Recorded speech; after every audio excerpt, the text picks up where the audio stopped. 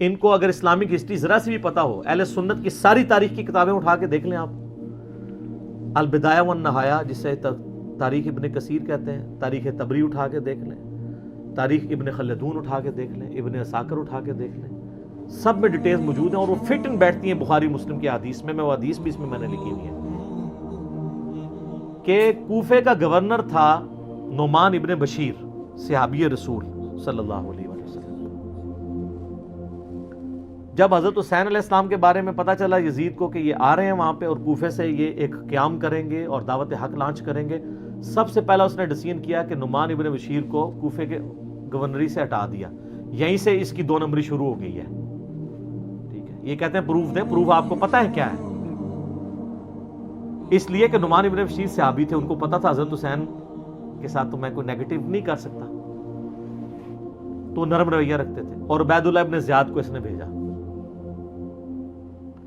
عبید اللہ ابن زیاد ایک ظالم آدمی تھا، صحیح بخاری میں انٹرنیشنل نمبر کے مطابق 3748 نمبر حدیث ہے کہ حضرت حسین ابن علی کا سر کاٹ کر عبید اللہ ابن زیاد کے سامنے تشت میں لا کے پیش کیا گیا۔ استغفر اللہ کی لعنت ہو، تمام فرشتوں کی لعنت ہو، تمام لعنت کرنے والوں کی لعنت ہو جن لوگوں نے حسین ابن علی کو اس طریقے سے شہید کیا۔ یہ صحیح بخاری شریف ہے 3748 انٹرنیشنل نمبر کے مطابق، جس میں امام بخاری نے حسین کے ساتھ علیہ السلام لکھا ہے، اور آپ لوگوں کے پیٹ میں آج تک درد ہو رہی ہے۔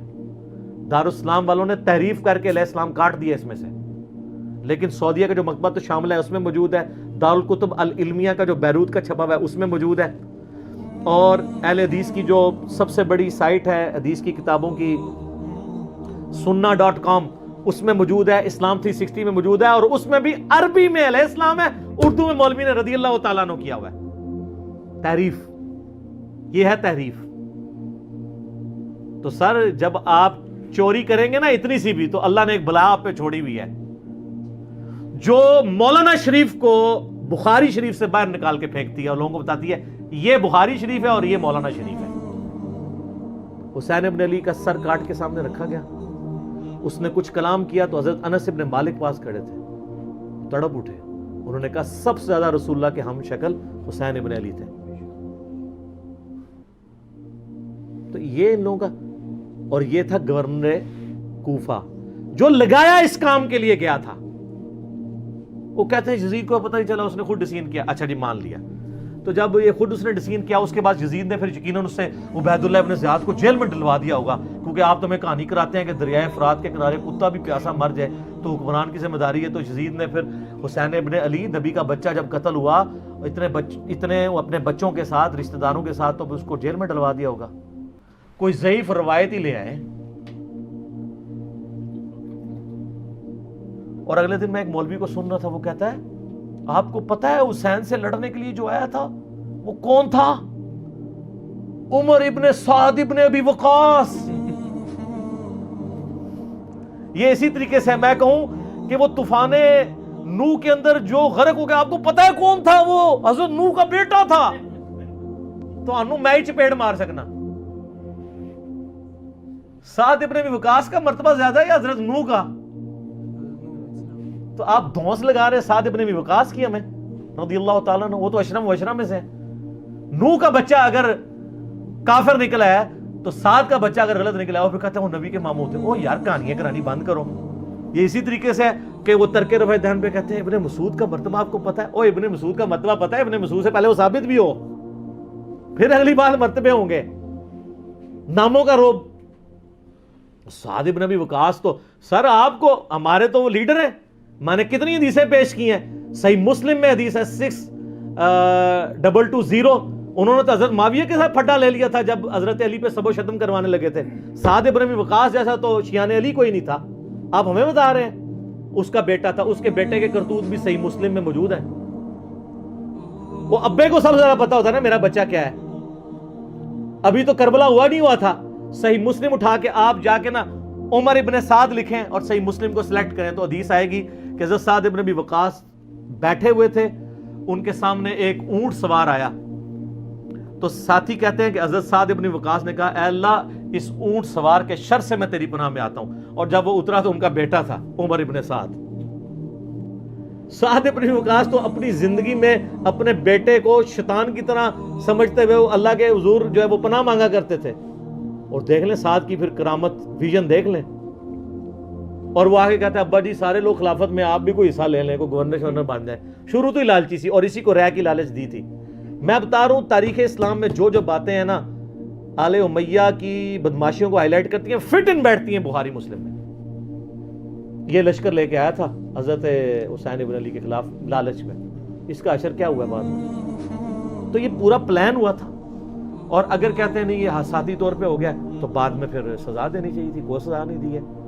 الٹا اس کے اوپر آپ کو پتا ہے مدینے والوں نے بیعت توڑ دی تھی یزید کی, حالانکہ وہ پہلے بھی تلوار کے زور پہ لی تھی حضرت معاویہ نے رضی اللہ تعالیٰ عنہ. ہم تو رضی اللہ عنہ ہی کہیں گے, ہماری مجبوری ہے. سانو نبی دا منہ ماردا ہے, تو انہوں نبی دا منہ نہیں ماردا, تو آج تک یزید دی وکالت کر رہے ہو. لیکن ہم صرف نبی الاسلام کو دیکھنے کی وجہ سے احترام کرتے ہوئے رضی اللہ عنہ کہہ دیتے ہیں. یہ فرق ہے علی کے شیعہ میں اور معاویہ کے شیعہ میں. علی کے شیعہ پھر ایسے ہوتے ہیں, شیعہ پولیٹیکل ٹرم میں. تو اہل مدینہ نے بیعت توڑ دی, جو یہ پیش کرتے ہیں بخاری مسلم سے کہ عبداللہ بن عمر لوگوں کو سمجھاتے تھے یزید کی بیعت نہ توڑو. تو وہ جو جن لوگوں کو سمجھا رہے تھے انہوں نے انجینئر صاحب کی ویڈیوز دیکھ کے بیعت توڑی تھی. وہ کون تھے؟ وہ بریلوی تھے, دیوبندی تھے, اہل حدیث تھے, شیعہ تھے, کون تھے؟ صحابہ اور تابعین تھے جو بیعت توڑ رہے تھے. تو اس سے یہ بھی تو ثابت ہوتا ہے جس طرح آپ کہتے ہیں جی وہ پگڑی پہ مسا ہو جاتا ہے تو پھر جرابوں پہ بھی ہو جائے گا, کیونکہ پگڑی بھی کپڑے کی ہوتی ہے, جرابیں بھی کپڑے کی. تو اس سے پگڑی بھی تو ثابت ہوتی ہے. آپ تو ننگے سر نماز پڑھتے ہیں, آپ تو لال رومال رکھتے ہیں, تو پگڑی بھی تو ثابت ہوتی ہے. تو وہ جو بیعت توڑ رہے تھے وہ کون تھے؟ صحابہ اور تابعین تھے. حضرت ابن عمر ان کو روکتے تھے, اس لیے روکتے تھے کہ ان کو پتا تھا کہ جب یہ بیعت توڑیں گے تو ان کے ساتھ وہی کچھ ہوگا. اور اسی وجہ سے حضرت حسین کو بھی ابن عمر سمجھایا کرتے تھے. میرا یوٹیوب پہ کلپ بھی ہے یہ, جو ایک انہوں نے ایک اور وہ چھوڑی ہوئی ہے نا بات کہ جی وہ حضرت حسین نے 3 شرائط رکھ دی تھی, اتنی بڑی کہانی کرائی ہے. اس کے اوپر میرا کلپ موجود ہے, میں تو اس پہ گھنٹوں زبانی بول سکتا ہوں. تو پھر جب وہ بیعت توڑی ہے تو اس نے مدینے کے اوپر چڑھائی کروا کے واقعہ ہررا ہوا, بخاری مسلم میں درجنوں حدیث ہے کس طرح قتل و غارت ہوا, عورتوں کی عصمت دری ہوئی.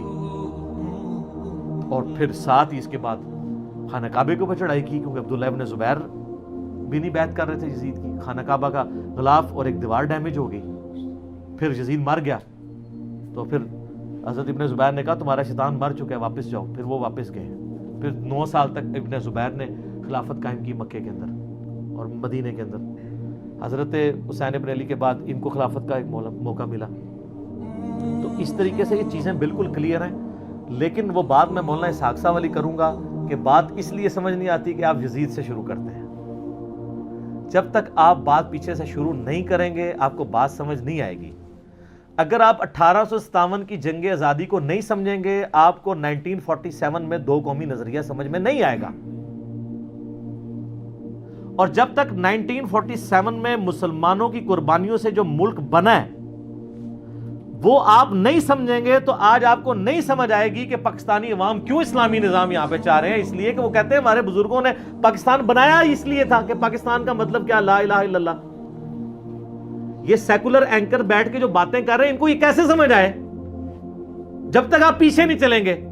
اگر آپ مشرف کے دور سے شروع کریں گے تو آپ کو نہیں سمجھ آئے گا کہ ملک سیکولر ہے یا اسلامی ہونا چاہیے, پیچھے چلنا پڑے گا. یزید کے دور سے آپ کو یہ کہانی سمجھ نہیں آئے گی جب تک آپ پیچھے نہیں چلیں گے. اور پیچھے جانے کے لیے آپ کو یہ پڑھنا پڑے گا, ٹھیک ہے. اور اس کے لیے آپ کو ہماری اکیڈمی میں کال کرنی پڑے گی اور آپ کا 1 روپیہ بھی نہیں لگے گا. آپ کو فری ڈاک آ جائے گی گھر میں, یہ بھی اور باقی ریسرچ پیپر صبح 9 سے لے کر مغرب تک. +92 321 5900 162 یہ ہماری اکیڈمی کا نمبر ہے. پاکستان سے کریں گے تو 0321 5900 162. یہ ٹاپک بہت لمبا ہے, میں نے آپ کو اس کے کرتوت بتا دی ہیں, احادیث کے حوالے لکھے ہوئے ہیں, اور اصل کہانی گل وچ کوئی اور ہے. ہائے ہائے ہائے تکیہ کلام میں نے بڑا ایتھے فٹ بندا ہے, گل وچ کوئی اور ہے. سر ہر چیز وچ گل وچ کوئی اور ہوندی ہے, اور اس چیز کو پردہ ڈالنے کے لیے فرنٹ پہ کوئی اور چیز لے کے آئی جاتی ہے. آج بھی آپ دیکھ لیں ہمارے پولیٹیکل لیڈرز کیا کر رہے ہوتے ہیں, بات کچھ اور ہوتی ہے, فرنٹ پہ کوئی اور چیز لے آتے ہیں. مقصد کسی کو ملائن کرنا ہوتا ہے, فرنٹ پہ کوئی ایک بات لے آتے ہیں, بات کچھ اور ہو جاتی ہے. جیسے میں نے آپ کو بتایا کہ الیکشن جیتنے کے لیے ایک نعرہ لگایا گیا جو عمران خان یہودیوں کا ایجنٹ. میں نے عمران خان کو ووٹ نہیں ڈالی ہوئی 2018 کے الیکشن کے اندر, 13 میں ڈالی تھی, 18 میں نہیں ڈالی. مجھے سخت سیاسی اختلاف ہے ان کے ساتھ, لیکن خدا کے لیے آپ اس طرح شخصیت کو تو ملائن نہیں کر سکتے.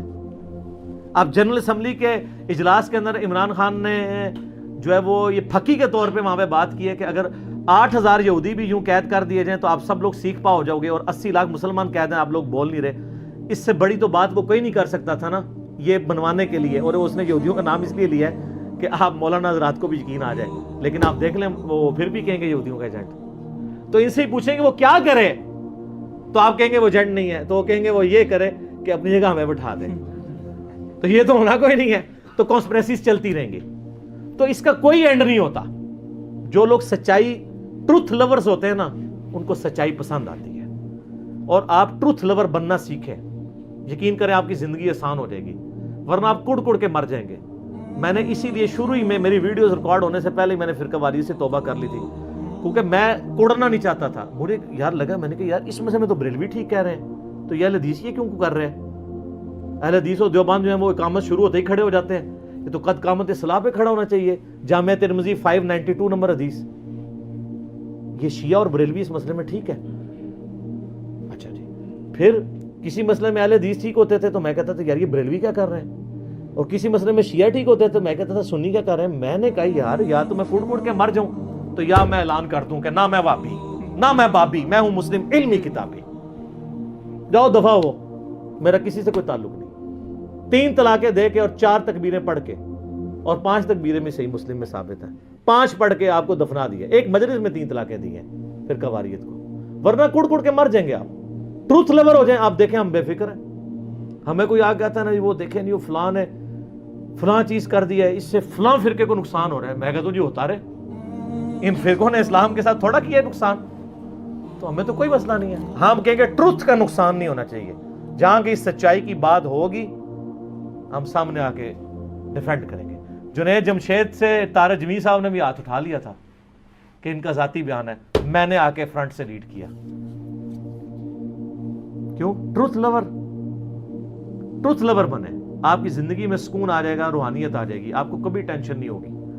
اور دوسری چیز جو مولانا اسحاق صاحب اکثر فرمایا کرتے تھے, میں ایگری کرتا ہوں کہ یار کسی بندے کو بھی معصوم نہ سمجھے, ہر بندے سے غلطی ہو سکتی ہے. تو جب غلطی ہو سکتی ہے تو اس سے اس کا مرتبہ ختم نہیں ہوگا, کیونکہ تو اس کی سرشت کے اندر ہے غلطی کرنا. جب سرشت میں غلطی موجود ہے تو اس سے مرتبہ نہیں ختم ہوتا. اگر کسی مسئلے میں کسی بڑے سے بڑے صحابی سے بھی غلطی ہوگی اس کا مرتبہ نہیں ختم ہو جائے گا. ہمیں فوراً مرتبے کی فکر پڑ جاتی ہے, اس کی وجہ سے ہم غلطی بھی ماننے کے لیے تیار نہیں ہوتے. تو یہ پھر ہو جاتا ہے بت پرستی, اور اسلام بت پرستی کے خلاف ہے, شخصیت پرستی کے خلاف ہے. ٹھیک ہے.